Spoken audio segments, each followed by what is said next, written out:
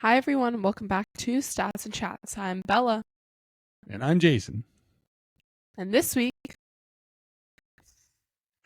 we are hitting the amazing World Series and champion LA Dodgers. We are catching everybody up on the NFL and trade deadline, along with the first CFP rankings of the year and the kickoff of college basketball season and more. so bing, bang, boom, let's get started.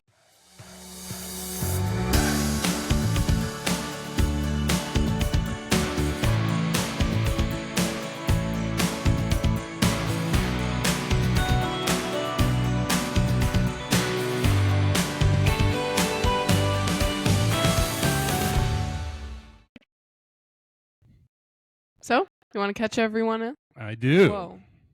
Whoa. I couldn't decide if I wanted to say everybody or everyone, so I just said everybody. What? I don't know. Everybody. So All right. you want to catch everyone up? Let's see. Halloween? It was good. Got lots of candy. Yep. And your Eat it all. costume? I was Sophia the First. I told them about this. You did. That's right. You were wearing the crown last week. Yes, they know this. Weather was cool. Yeah, it was low-key chilly. It was good. What else did we do last weekend? I don't Oh my know. gosh. Yeah, it was packed. What else did we do? Practice on Saturday. Yeah. That's right. And you were a zombie because you were up all night on Friday eating candy. Yeah, and then all of Friday, I slept. And we had the All of Saturday. and we had the I meet slept. Friday. Oh, yeah. Man, last week was a blur. For real. Too tired for this. Yeah. Okay. But it's been much better this week. Yeah. Just catching up from last week. Yeah. Yeah. So, chilly weekend, sort It's of. not cold anymore, though. It makes No, me but it's going to get cold next week. sad. It's going to get cold next week. Well, I would hope. Yeah. So, yeah, busy weekend. Had the meet on Friday. Had Halloween Friday night. Had practice Saturday morning. Kind of ended up chilling out most of the day on Saturday, I think. Yeah, we Well, we decorated. Oh, yeah, that too. Because it's Christmas. Yeah. How many trees up? 3. 3 trees up. Not including the ones in our room. Nope. I haven't put my room one up yet. No, but Sophia's like done. Yeah. Sophia's decked out. That's right. And Silka is waiting until December 1st. Yeah. She is boycotting November Christmas. Like a bum. Well, that's kind of harsh. I don't know that she'd agree with that. But the lights are changed outside already. And more decorations to come. Yes. Then we had some family over to watch football on Sunday. Yes. You know what was fun? ESPN not showing college football all weekend. Because they're beefing with And it's still going. YouTube TV. YouTube. Yeah. So we do have some friends. We know some peeps at ESPN. So whatever you guys can do to help flip that switch, that would be fun. That would be fun. Don't really want to have to pay for another subscription. Yeah, for real. I think we not already be had great. 20. But yeah, then Sunday was fun. Got to watch some Yes. football with family. Yes, lots of football. The- Wait. Oh, never mind. We went to see Regretting You. Oh yeah, when was that? Saturday That was Saturday. night. Yes. You want to give a quick movie review on that? It was so good. I loved it. I cried. Yeah. It was amazing. But it was like happy tears. But like, I don't know. It was like sad at the same time, but like happy. You know? Like happy for them, but sad because I don't have that. I think I get some major going to see a movie that I would not have chosen points for that one. Yeah. But it was fine. It was good. It was great. Who's the author? It's based on a book. Colleen Hoover. Colleen Hoover. Yes, sir. Okay. I forgot about that. Yeah, it was a busy week. Busy Yeah. weekend. Okay. Yeah. I guess that was it. Yeah. Now we're rolling into this week. It's already Wednesday. Hey, you know what I read tonight before we dive into sports? Tonight is the largest supermoon of the year. What? It's the largest supermoon of the year. So it is the closest the moon will be to Earth all year. That's pretty cool. It is pretty cool. Daylight savings ending. How are we feeling about that? I don't like it. I like it. Well, good for you. I'm here for it. Okay. I like it. We're awake in the morning. Let's have the sun up. No. Let's help us out. I'm tired. I want to go to sleep. I Yeah, don't but want to you're go not to gonna school. But none of those things happen after practice. Usually excited. I know. But it makes me feel better when I feel like I can do this. Okay. Even though you don't. Yeah. That's Hits? reasonable. Sorry? Quick hits? You're just ready to move on. Yeah. All right, let's do it. All right, first couple of updates. College football week 10. Winners last week included Ohio State, Georgia pulling out the victory over Florida, Indiana. Biggest upset of the week, NC State upsetting number 8 Georgia Tech 48-36. After that, and yesterday, the first CFP rankings of the year came out with Ohio State 1, Indiana 2, Texas A&M 3, Alabama 4 as the top 4 seeds. And currently earning buys if the bracket started today. So things are getting real. Things are getting real in college football. And college basketball tipped off this week as well. Man, we are steamrolling toward winter. Season tipped off on Monday. Winners already included number 1 Purdue, number 6 Duke, and number 19 Kansas, and number 4 UConn. Biggest upset, already had an upset after a couple of days. Number 13 Arizona over number 3 and defending champion Florida Gators in Las Vegas. So more to come on college basketball predictions next week. But that being said, dude, we had a World Series for the ages. Yes. Wrap up and last guess week. Who got their prediction right? You did. Yes, you This did. girl. Dude, and man, I knew it. I knew it was going to happen. I really thought the Blue Jays were going to take 1 out of 2 at home to wrap it up after they won Game 5. But not to be the case. The Dodgers beat the Blue Jays 5-4 in 11 innings to win Game 7. Man, that was an intense game. Watched that game, watched the end of that game, and it was intense. It was intense. The Jays led almost the entire game. So it is the Dodgers became the first back-to-back title winners in 25 years. Yamamoto was named the World Series MVP after winning Game 6 and then coming back to hold off the Jays in Game 7. Will Smith hit the game-winning home run in the 11th after Miguel Rojas tied it in the 9th. Viewing, because we love our viewing stats, at least 25 million people tuned into the final game of the World Series on Saturday, raising the average rating for the entire 7-game series to more than 14 million viewers. It was the highest rated World Series finale since 2017. This year's World Series ratings shine, especially when compared to the NBA Finals that just wrapped up a few months ago. NBA Finals, even though they had a strong showing in Game 7, averaged just 10.3 million viewers this year. You want to know something interesting? I always want to know something interesting. So, you know how they can get like a World Series ring? Yes. The league doesn't cover all of it. So, like, you know how in the NFL, like the NFL will cover the rings for like the whole team and the managers and like the staff and all that. They don't cover all of it in baseball. So they cover some of it, but like if they want to get it for like other people that work in like administration and like some of the like the dance team or the cheerleaders, like it comes out of the own team. Yeah, that's interesting. Yeah. Did not know that. Nor did I know that the NFL covered all that. Wonder why there's a difference. Because the NFL makes more money. That's good. That's good reason. Yeah. But with those ratings, who knows? Baseball's catching up. All right. So with that World Series wrapping up, the Dodgers became the first back-to-back champions since 98, 99, and 2000 when the New York Yankees won 3 in a row. So the question, which team is stronger? The Yankees, who won 3 in a row, or the Dodgers, who just came back to crush the dreams of the Toronto Blue Jays? Do you have an opinion? Yes. You want to share it? Yes. Do it. I said the Yankees. Because, okay, so I was looking at like their records and stuff in comparison. Yeah.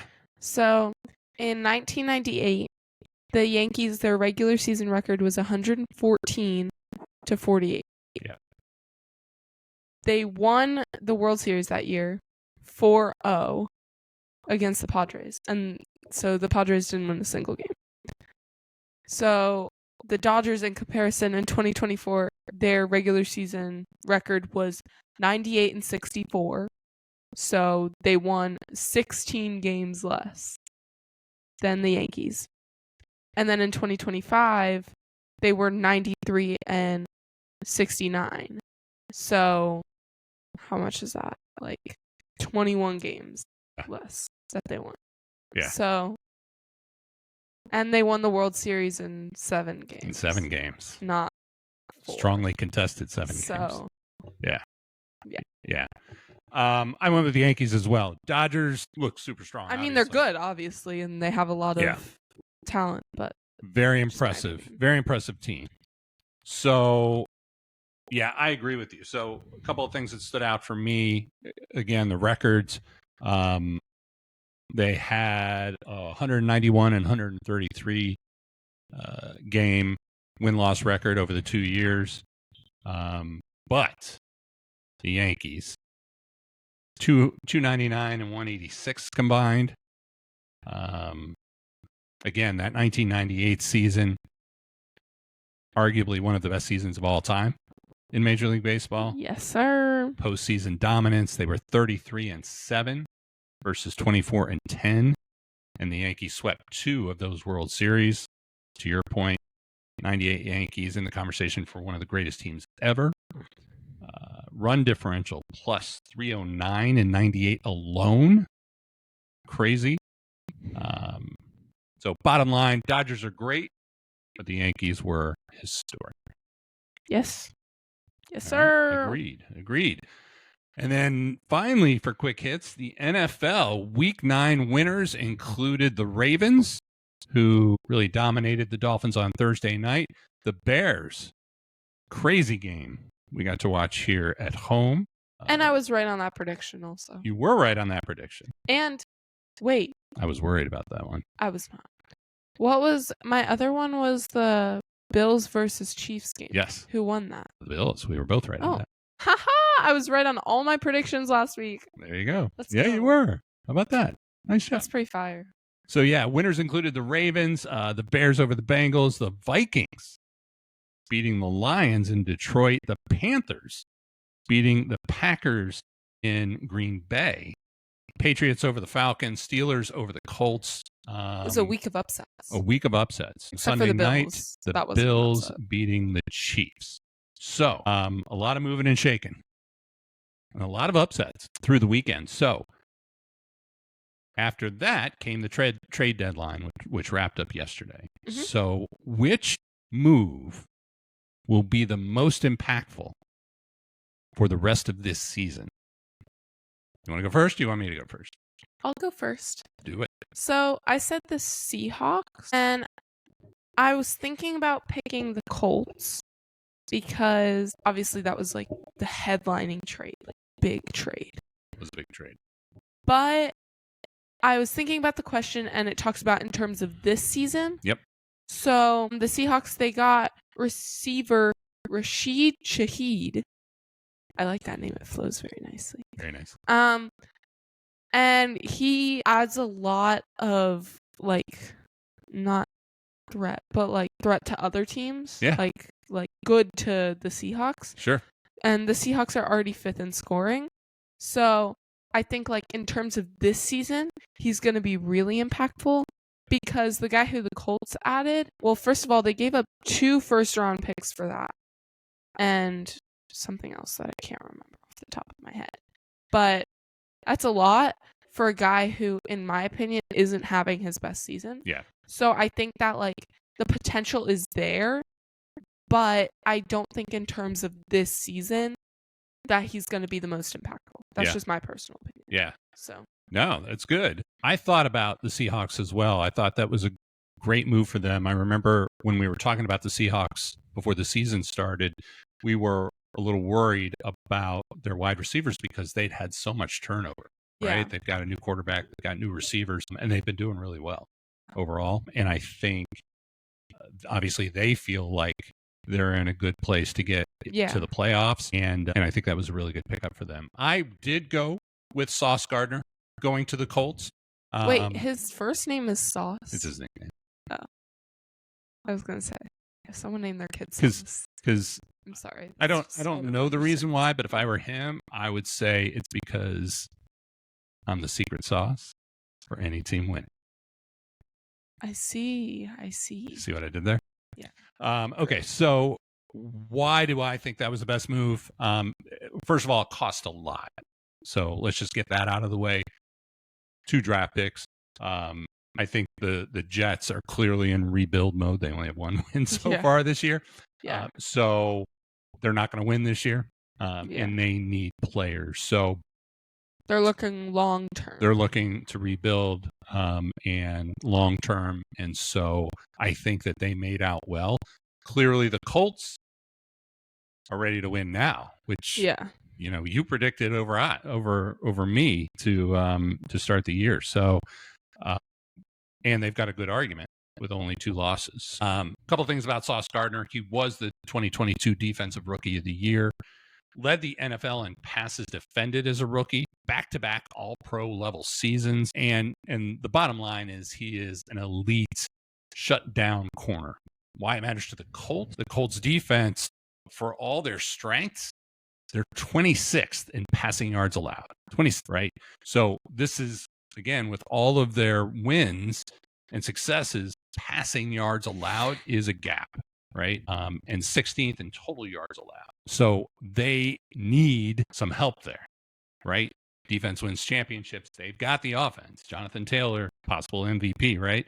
But they need some help on defense. Yeah. Especially as you go through the second half of the season and into the playoffs. So I think Sauce turns a good scoring defense into a complete playoff defense, forces offenses to change their routes. Considering, although he's not having his best season, he was also playing with one of the worst teams in the NFL. Yeah. Right. One, if not the worst team in the NFL. So makes every other DB on the team better by switching matchups around. He will automatically take the best wide receiver from the other team. So, again, I think while it cost a lot, obviously the Colts, easily leading their division right now, and I think have a good shot to go far in the playoffs. So, yep. There you go. So, top story? Top story. Deep dives. Should I go first? Do it. Okay. So you've got a high bar after last week. I know. I don't feel like personally I hit it, but I've got a fun one. Hopefully everyone else thinks it's really good.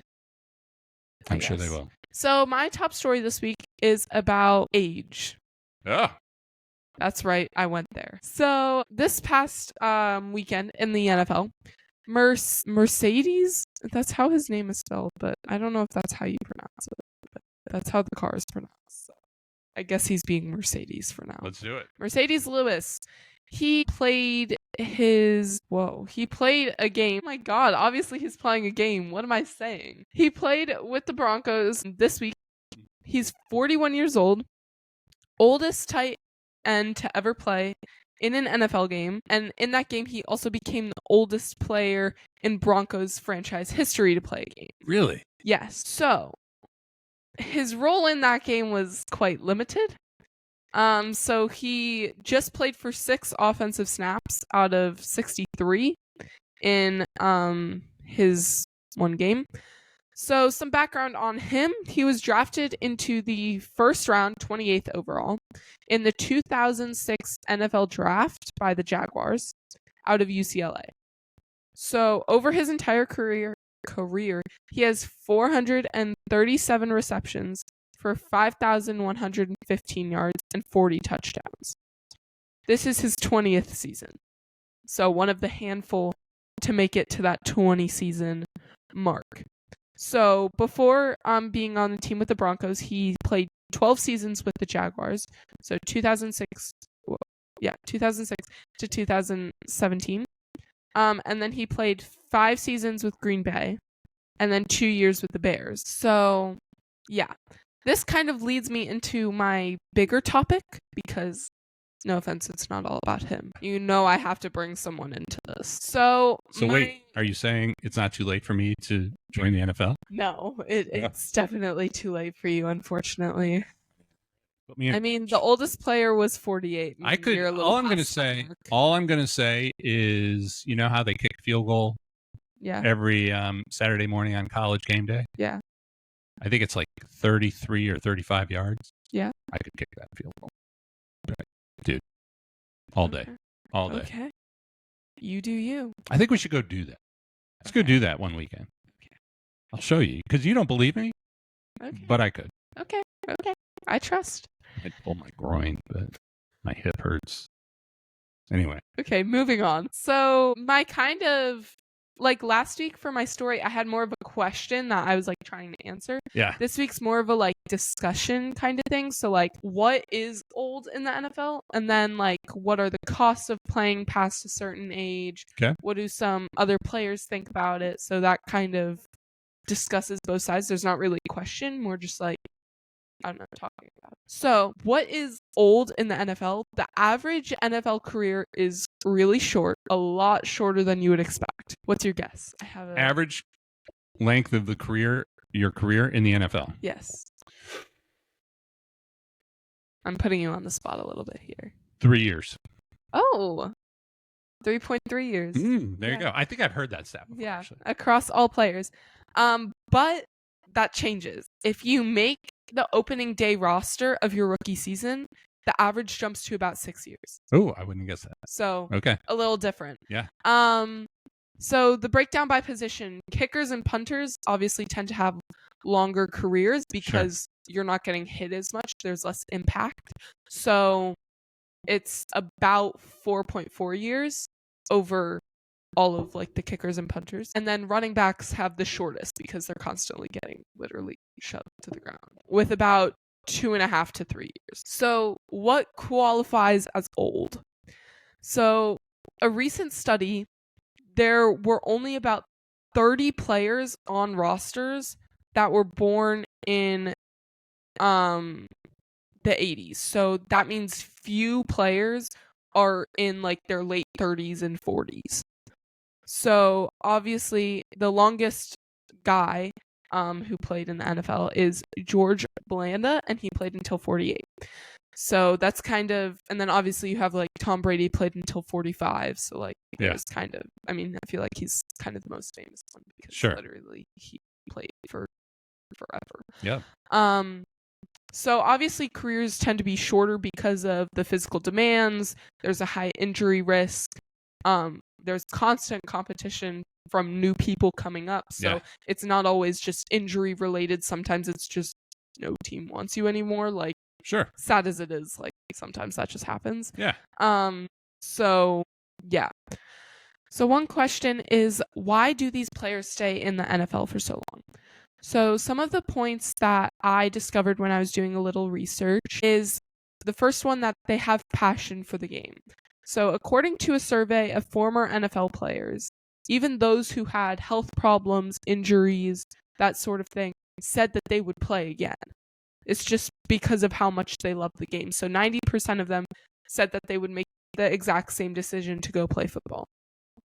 So another reason is their roles change. So as they get a little bit older, they tend to shift from more of like a star on the team and like the best of the best to more of a mentor figure.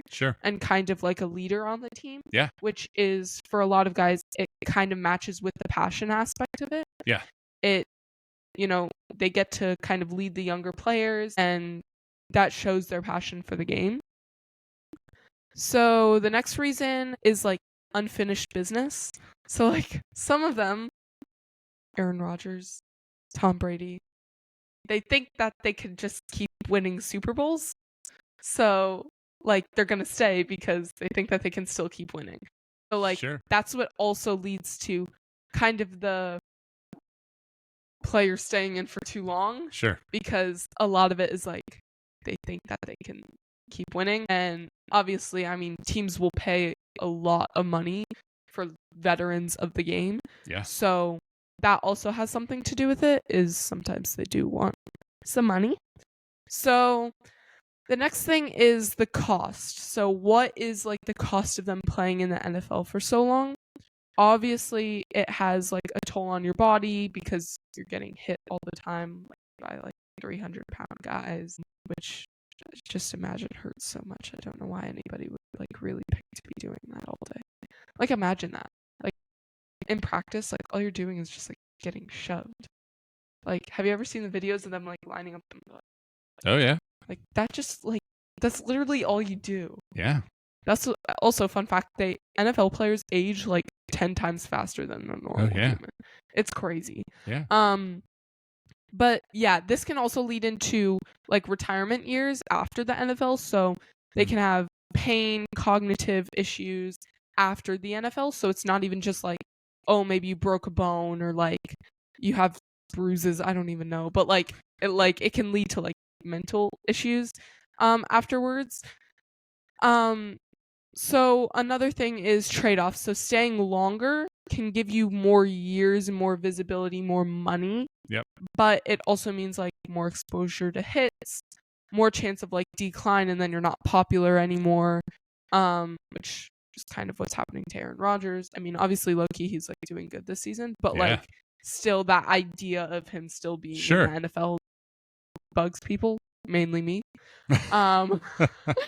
Don't know how to say that nicely, but yeah. So, and then obviously it has some effects post-career, so after the NFL. So my next point is why they choose to stay for so long. So Tom Brady played into his mid-40s and won Super Bowls in his 40s. Yeah. Aaron Rodgers has obviously been compared to Tom Brady, but still not as old as him at this point. Yep. And when Brady retired, he was 45. So like Aaron Rodgers is only 41. So there's still a difference there. So sometimes players choose to stay long because they still have like abilities. Yeah. And teams will still pay them for it. Yeah. So when teams are paying for players, they're not only paying for their ability, but as a veteran, they're also paying for their leadership skills. Absolutely. Their role on the team as a whole. So, I mean, in my opinion, when you look at Aaron Rodgers, he's gotten like traded around. There was a period of time in the offseason where he did not know where he was going. So that to me, in my opinion, kind of begs the question of like, clearly you aren't that important of a role model or leader on a team for them to keep you. Does that make sense? Sure. So like, I think, yes, some players do stay in the game for like their abilities and passion and all that, but ultimately once they hit like these late 30s, it gets to the point where it's like, okay, if you're going to be on the team at this point, you want to think long term because they're probably going to retire in a couple of years. You don't want to pay that much for a veteran that's only going to be on the team for 1 year and then you're like, oh wait, they're not good enough.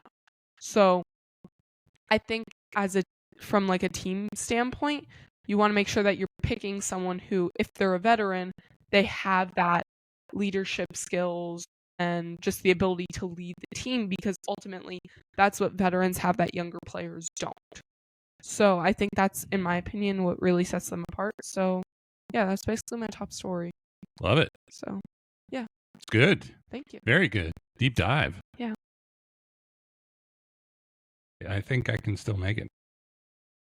No. It is interesting though. And I think, it also makes me think of how much of a focus there is on the idea of longevity. Yeah. Now, right. And it's always been there, but I feel like it's now more than ever. Maybe it's because I'm getting a little bit older that that I'm paying more attention, but the focus on exercise, the focus on diet, the focus on supplements, and what can really help human beings feel younger longer, right? And I think that applies, and I wouldn't be surprised to see more. Yeah. In other sports too, Yeah. because to your point, whether it is I think the longer successful athletes can maintain their physical abilities and help apply their knowledge and mental abilities to help kind of pay it forward for the upcoming rookies and less experienced athletes on a team. Probably the stronger that team's going to be. Yeah, well, and something that I did learn while doing this is like Tom Brady, he has like a TB12 method, which is like his like personal body wellness guide. Like I'm not gonna like get into it all the way, but like it's basically like his guide on like longevity and how to stay healthy and all that stuff. But it makes you think about like, okay, what are the things that you can do as a player and as an athlete so that when you do reach a certain point, you're not getting those long-term like detrimental effects of the game on your body, because like I mean, I don't feel like Tom Brady has like issues that I'm aware of. So like obviously this method did something for him. So what can other players kind of take from that will help them still be in good physical shape after they stop playing and help them be in better physical shape for longer amounts of time? No, and I know that there are football players that have asked him directly for help implementing that program, and I think Caleb Williams is actually one of them, because obviously they've seen the results and they want to replicate that as well. He played till he was 45. I think no dairy. No dairy, no alcohol. Well, no alcohol, that's like makes sense. Yeah. But dairy, what else is dairy in? Inflammatory. That's dairy, right? Oh yeah. I don't really eat yogurt, milk, cottage cheese, any cheese. Yeah, that would be a problem for me. Like tacos, chili. Yeah, I need cheese in my life. Like yogurt, I could get rid of. Cottage cheese, don't eat. That's just gross. I'm a fan. Milk, don't drink. Never been a milk person. Yeah. So like, besides for the cheese, and I'm not eating like blocks of cheese. It's just like a little sprinkle. Yeah. It's still pretty good, but you could do the TB12. Yeah, maybe I could. There you go. All right, that was good. I like it. Thanks for sharing. Good stuff. You're very welcome. I'm ready to go. Let's kick some field goals. All right, you ready for mine? Yes. You're not going to see this one coming. So mine is evidence that pickleball. Of course, yours is about pickleball. Pickleball has created arguably the most successful business model for an emerging sport in history. Ready? Yeah. Here we go. All right. So before I kick this off, so I was reading a Substack story a few days ago, and this one is by Joe Pompliano, who writes the Substack Huddle Up, and I was intrigued, and I like it, so I'm going to share what I learned. The title of the Substack story was "Backyard Game to Big Business," and here's some stats that back up this theory. Pickleball is one of the fastest growing sports in the world, and obviously one of the most controversial as well, to some degree. Neighborhoods are continuing to argue about the noise. Tennis players are not thrilled with losing court space to pickleball players, and there are lawsuits abound. There are lawsuits about pickleball? Well, yeah, between the noise and, I mean, I think it's more the noise than anything else. Like, what's the noise ordinances? Yeah. I feel like it doesn't make that much noise. Oh, it does. Oh, yeah, it's very loud. It's very loud. Yeah. Well, I feel like it's just as loud as, like, baseball or tennis. It's louder. Definitely louder. I don't think it's louder. Okay. It's been a minute. Trust me. All right. Here's my case. Ready? First of all, participation is exploding, right? 19.8 million Americans now play pickleball. How many Americans are there? Over 5% of the U.S. population. It's the fastest growing sport in America for the 4th straight year. the pro side of the business. So that's overall participation. Let's talk about pro for a minute because this was all new for me. There were two top leagues: the Major League Pickleball, the MLP, and the Professional Pickleball Association. And in 2023, they were at odds. So they were both competing to be the major, right? The NFL of pickleball, right? And it led to an all-out bidding war, right? So they were paying out more than 100% of their revenue in player contracts. So to sign players and create teams. My God. Now, wait. It was totally unsustainable because obviously you can't can't pay out that much money revenue for players. Yeah. Right? Before we even Did they come together? 2024, they merged, raised $75 million in the process, and formed the parent company called the United Pickleball Association, the UPA. 2024. The PPA was maintained for individual competitions. The MLP was a co-ed team-based competition, and they both operate under UPA, right? Team structure. So what does that look like? It's fantastic, man. I'm ready. To make the MLP work, the league kept things very, very simple. Each MLP team fields 4 players, 2 men and 2 women. Matches include men's doubles, women's doubles, mixed doubles, and if needed, a singles dream breaker tiebreaker. Dream breaker. The MLP has 24 teams. Each of those franchises are now worth, several of those franchises, not all of them, are now worth more than $13 million. That's so much money. Wait. The money is getting real. Why are they worth so much? So let's talk about revenue. How much does this league make? How much do these teams make? 2024. Annual revenue was $46.6 million.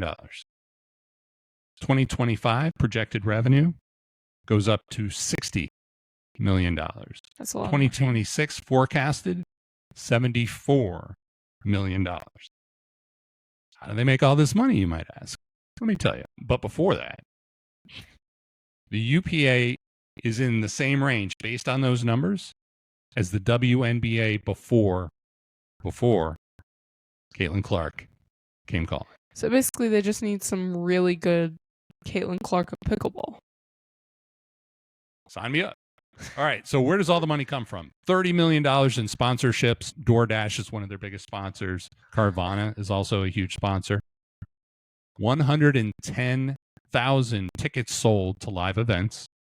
That's a lot. There's an amateur pipeline, 27,000 amateur players, $5 million in event revenue. The biggest event of the year, the Pickleball World Championships in Texas, pulled in $4 million in revenue alone, featured over 3,500 players, had over 60,000 people attend the World Pickleball Championships. And then there's also media and streaming. Because if you're a real sports league, you need to stream, right? So 250 hours of televised events last year. It does pop up on our little Amazon screen every once in a while. It's kind of funny. CBS. Yeah, along with competitive cornhole. Hey, man. It's the Ocho. CBS, ESPN, Tennis Channel, and RSN partnerships. The MLP finals in New York averaged 499,000 viewers on CBS. And when it's not on cable, there's Pickleball TV. 24-hour streaming network dedicated exclusively to pickleball. How do you subscribe, you might ask? It's either $6 a month or $60 a year. 800 million minutes were viewed on Pickleball TV this year. That's crazy. So that's how they make their money. Investors are going all in. So MLP teams used to cost $100,000 back in 2021. Franchises are changing hands for $13 to $16 million now being sold. So why didn't you invest in this earlier? Dude, missed the boat. For I wanted to real. go pro. Some of the owners of these teams include LeBron James, Tom Brady again, Kevin Durant, Mahomes, Drake, Gary V. But that said, teams are not profitable just yet. Still growing, right? Early. Yeah. Average revenue is a little less than 500,000. Average expenses are a little over 800,000. So still losing money, but Yeah. Well, and they're growing 30%. And they were also giving away over 100% of their salaries to players. That's right. So obviously not profitable yet, but the growth is undeniable. Obviously, it's a long-term bet, but the model between participation, sponsorships, and viewerships make it one of the most effective business models of any emerging sport we've ever seen. Thank you very much. You're very welcome. Let's go play pickleball. For real. I asked you the other day if you wanted to go, and you said no. Well, that was the night of the movies when we were all bodies. Yeah, that's low-key fair. Okay. Predictions? Yeah. I'll go first. Do it. So I'm just going to go through these because pretty self-explanatory. My 2 predictions are football, obviously. And my first one is that the Bucks will beat the Patriots. And my second one is that the Jets will beat the Browns. Okay. Nice. Yeah. An underdog pick. Actually, both of those are underdog picks. Neither one of those teams are favored. Oh, I thought Tampa was favored, no? No. The Patriots are favored by like 2 points, I think. Oh, wow. Okay. All right. Cool. You want to know mine? Sure. All right. So Philly is at Green Bay. Big game. Yeah. 2 teams that obviously we expected a lot from and have done well, but stumbled a little bit along the way. Green Bay is favored by 2.5 in this game, and they are playing at home. Philly runs the ball on average 111 yards per game, backs it up with a 304-yard total offense, right? Green Bay defends the run well, but they give up 210 passing yards a game and 21 points per game. Green Bay is favored. I am picking Philly for the upset. Green Bay lost at home to Carolina last week. Yeah, that's wild. I don't know what's happening there? Also, oh my God, what was I going to say? My thought on that, Philly knows how to win. Comes back to they just know how to win. Like, yeah. I don't know how they win sometimes, but they just know how to win. I think it's going to be a good game. Like, I think it's going to be an entertaining game. But I'm picking Philly. I do have a vested interest as a Bears fan, but and my second is BYU at Texas Tech this week. So BYU is ranked number 8 in the AP poll. Texas Tech number 9. BYU. So Texas Tech is favored by 9.5 at home. My God, that's a lot. BYU has a 91.9% red zone efficiency. They are top 20 in third down defense. I think they've got a chip on their shoulder. So I am picking BYU to upset Texas Tech. Cool beans. There you go. Poll question? Yep.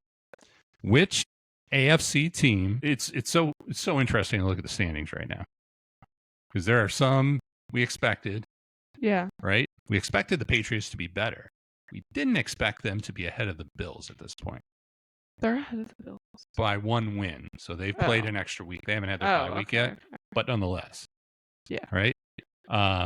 We did not necessarily expect the NFC North with the Bears, the Vikings, the Lions, and the Packers to all be lumped together. Yeah. There's no separation there. And we certainly didn't expect the Colts. Yes. My babies. So here's the poll question this week. Which AFC team, because it's all kind of fun, which AFC team is the most surprising division leader of the 4 divisions after week 9? The Patriots over the Bills, just by 1 win, but they're ahead. The Steelers over the Ravens.